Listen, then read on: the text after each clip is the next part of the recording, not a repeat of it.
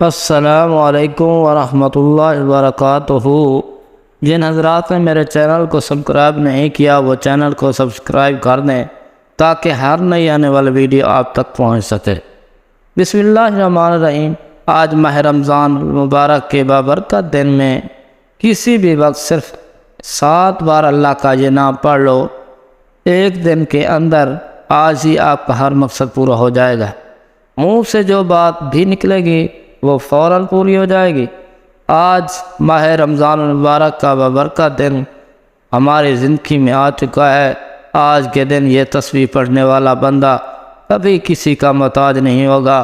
اللہ تبارک و تعالی اس تسبیح پڑھنے والے بندے پر کرم نوازی فرماتا ہے کہ وہ بندہ جب اللہ کی بارگاہ میں اپنے ہاتھ اٹھاتا ہے تو اللہ تبارک و تعالی فرشتوں سے فرماتا ہے، اے میرے فرشتوں، اس بندے نے ایسے کلمات پڑھ کر مجھ سے مانگا ہے۔ اے میرے فرشتوں، یہ بندہ جو مانگتا ہے اس بندے کو وہ عطا فرما دو۔ یہ مہینہ ماہ رمضان المبارک کا مہینہ ہے۔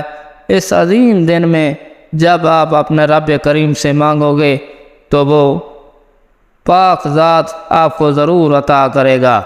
آپ کا جو بھی مسئلہ ہے، چاہے تنگ دستیوں کو ختم کرنے کے لیے، بندشوں، رکاوٹوں، مشکلات کو ختم کرنے کے لیے آپ اس عمل کو، اس وظیفے کو پڑھیں گے، وہ رب کریم آپ کی ہر مشکل مسائل حل کر دے گا۔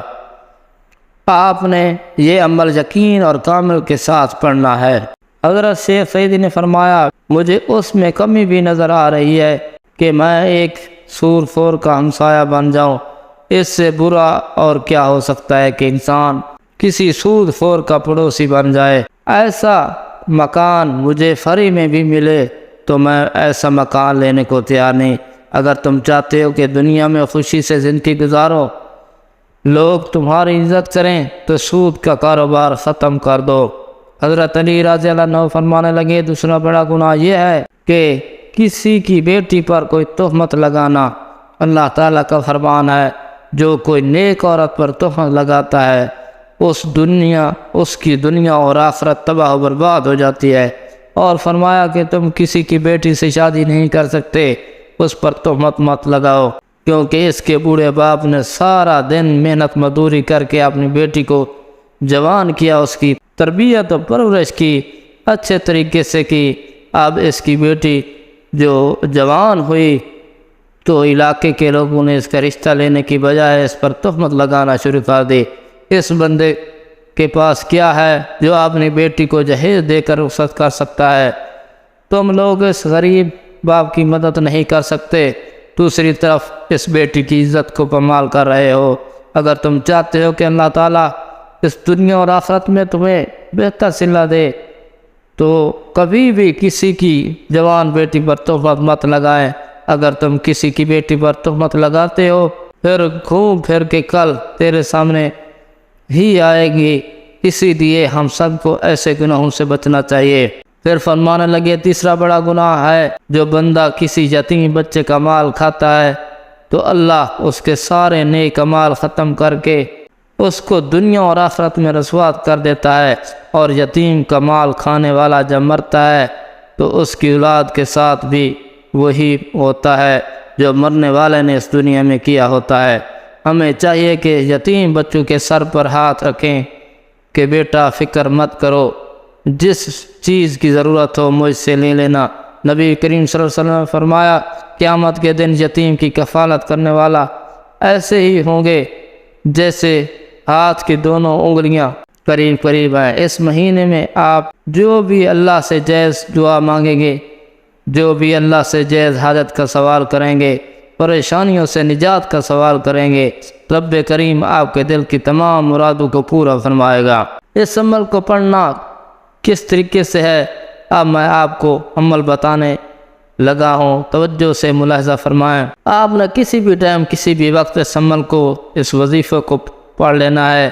جب آپ نے اس وظیفے کو شروع کرنا ہے تو اپنے مقصد، اپنی حاجت اور خواہش کو اپنے ذہن میں رکھنا ہے اور پھر اس عمل کو شروع کرنا ہے۔ سب سے پہلے 7 مرتبہ درود پاک پڑھنا ہے۔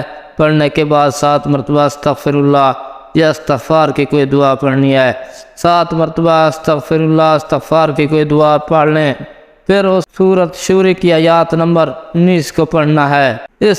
اس آیات مبارکہ کو آپ نے 7 مرتبہ پڑھنا ہے۔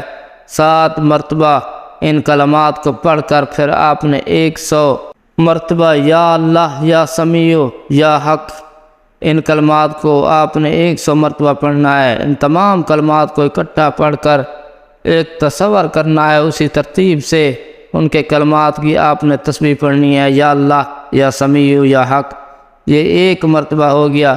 اس ترتیب سے اس طریقہ کار سے آپ نے 100 مرتبہ ان کلمات کو پڑھنا ہے۔ آخر میں پھر 7 مرتبہ درود پاک پڑھیں، اللہ رب العزت سے دعا کریں، گڑ گرا کر دعا کریں، التجائیں کریں، انشاءاللہ رب کریم آپ کے مقدر کو بدل دے گا، آپ کے نصیب کو بدل دے گا۔ آپ اللہ سے جو مانگیں گے انشاءاللہ رب کریم آپ کو ضرور عطا فرمائے گا۔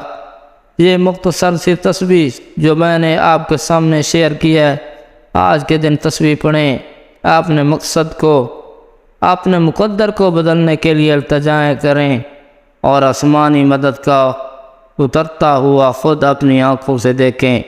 انشاءاللہ رب کریم آپ کے مقدر کو بدل دے گا، آپ کے نصیب کو بدل دے گا۔ آپ اللہ سے جو مانگیں گے انشاءاللہ رب کریم آپ کو ضرور عطا فرمائے گا۔